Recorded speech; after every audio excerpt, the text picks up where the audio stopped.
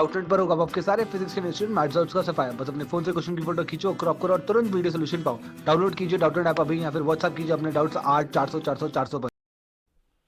अपने को इस क्वेश्चन में यह दिया गया है कि एक कॉपर सल्फाइड का सॉल्यूशन है 250 ml का, उसको इलेक्ट्रोलाइज्ड किया जाता है। इलेक्ट्रोलाइज किया जाता है किससे किया जाता है कि एक प्लेटिनम का तो एनोड बनाया है, कॉपर का कैथोड बनाया है।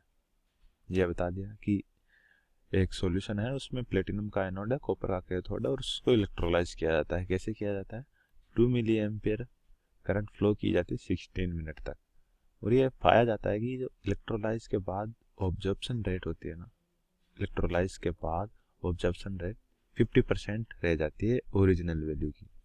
जो शुरुआत में जो वैल्यू थी उसको जब इलेक्ट्रोलाइज किया गया तो 50% रह गई। और इसने पूछा कि calculate the concentration of copper sulphate in the solution of beginning, मतलब शुरुआत में कॉपर सल्फेट की कंसंट्रेशन हमें बतानी है।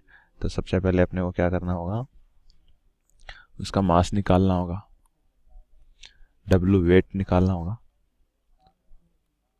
अपने को करंट दे रखी है और टाइम दे रखा है, तो W बराबर क्या होता है Z इंटू आई इंटू टी। जेड यहाँ पे क्या होता है इलेक्ट्रोकेमिकल इक्विवेलेंट। जेड यहाँ पे क्या है इलेक्ट्रोकेमिकल इक्विवेलेंट है। और वो इस सॉल्यूशन के लिए कितना है 63.5 डिवाइडेड बाय 2 डिवाइडेड बाय 96।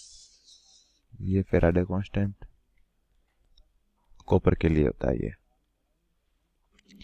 और अपने को करंट दे रखी है 2 मिली एम्पियर, तो अपने को तो एम्पियर में रखनी है, तो 2 इंटू 10⁻³ एम्पियर।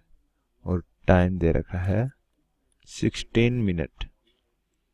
मिनट को अपने को सेकंड में लिखना होगा वहां पे, तो 60 second.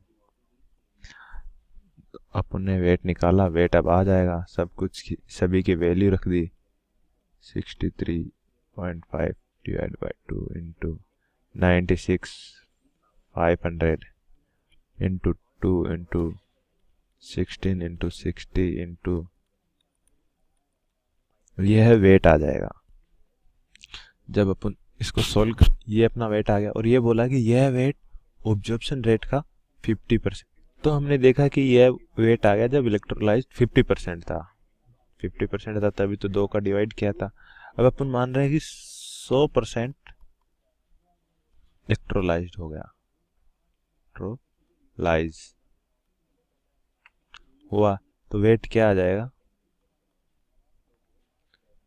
2 times of 63.5 divided by 96, 500 into 16 into 60 into 10⁻³ ग्राम। ये अपना वो वेट आ गया जब 100% इलेक्ट्रोलाइट हुआ है। तो इसको सोल्व करेंगे तो ये आएगा, कितना आएगा इसको सोल्व करने पे देखते हैं, 0.198 इंटू 63.5 इंटू 10⁻⁻4 ग्राम। इतना वेट ये इलेक्ट्रोलाइज करेगा। तो हमने देखा कि CuSO4 का सॉल्यूशन था वह इलेक्ट्रोलाइज्ड होके कॉपर में कन्वर्ट हो गया। तो इसका मतलब क्या हुआ कि CuSO4 कन्वर्ट होके Cu बन गया। तो 159 ग्राम, एक मिनट गलती हो गई, मिटा देते हैं। ये क्या बोल रहा कि CuSO4 जितना ग्राम था वह कॉपर में कन्वर्ट हो गया। कॉपर का 63.5 ग्राम कॉपर हो गया। तो अब अपने को वेट निकालना है। तो वेट ऑफ CuSO4